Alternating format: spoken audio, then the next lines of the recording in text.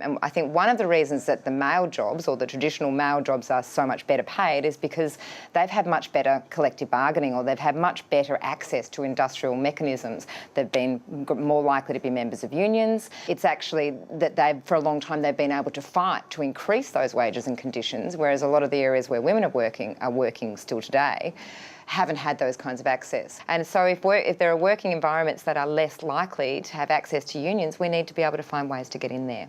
Thanks to the Howard government, we don't have right of entry. Some unions do, but mostly the blue-collar workplaces don't have right of entry. So we can visit workers, and we can have access and do pay audits and see that women and men, genders doing the same job, comparable job, are being paid equal pay, because they're wanting to have at least every annually pay audits to see that people and employers are doing the right thing. If we're really going to look at right of entry and we want to find out what the lowest paid workers are earning and what their conditions are and what the sort of competencies they need to do the job, we're never going to get that information if we don't have access to those workplaces. But then you've also got to have a vehicle in the Industrial Relations Commission as it currently stands, or whichever section of the Industrial Relations Commission deals with pay equity, that's got a bit of teeth. They've got to be able to make some binding decisions in there. Otherwise, yes, it will just sit on another legislative shelf in a bookshelf somewhere and never be used for anything at all. What we would like to see is that the government gives resources to a specialist pay equity unit. We would like to see that as part of the Fair Work Australia structure, and that unit requires employers to provide information about equal pay in their workplaces, and that unit then goes and follows up and investigates where it thinks that there might be inequities, and talks to employers about perhaps mandatory pay equity plans. One model would be perhaps that all employers only need to provide really basic data, the sort of data that they already provide the tax office, or other areas that they already report in. So how many men and women do you employ in certain areas, and how much are they paid? So it's pretty basic in terms of take-home pay.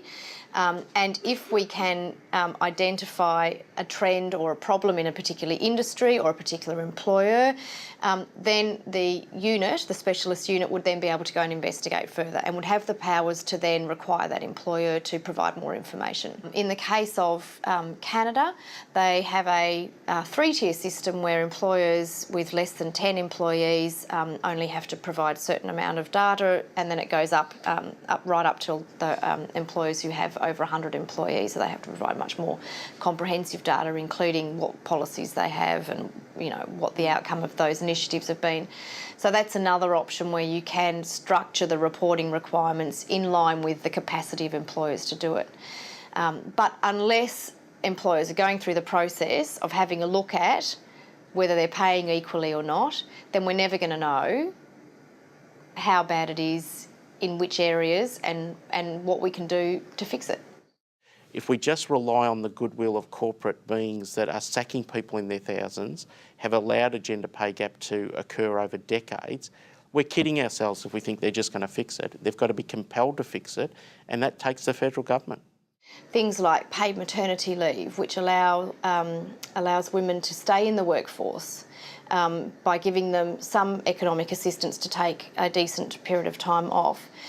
The right to come back to work on a part-time basis, which we still don't have, that would help women stay in the workforce and continue to earn rather than drop out of the workforce and then enter the insecure, casual employment areas. The right not to be discriminated against because of your family responsibilities. So they're the legislative areas that we can address, but it's also cultural. It's about getting employers to not put training courses on after hours when people with family responsibilities can't attend, to think about how they offer shift work and work that attaches, penalty rates and allowances, so it doesn't discriminate against those who have family responsibilities. They aren't hard things to do, but someone needs to push employers to actually think about those things and make sure that they don't discriminate in those ways. In this current economic climate, we need to be really mindful of making sure that it's not women and not the low paid who are consistently, done out of initiatives to, maintain a fair and equitable system. So things like a minimum wage increase are now being, questioned by employers. Paid maternity leave is being questioned, and we need to be very mindful that we don't end up making the pay inequity situation worse because these initiatives keep getting left off the table because of the economic circumstances.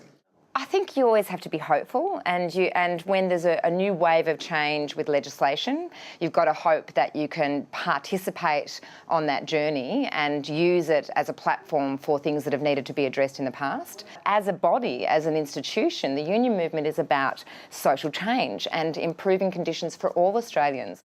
I think that's why we have to have these inquiries and why, the unions and business and corporations need to put forward submissions as a voice for workers to the government. We put our argument forward in front of them. Hopefully they listen.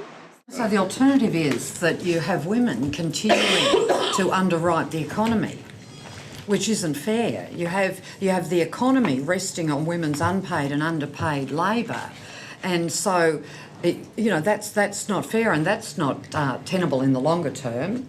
Women will break through the glass ceiling.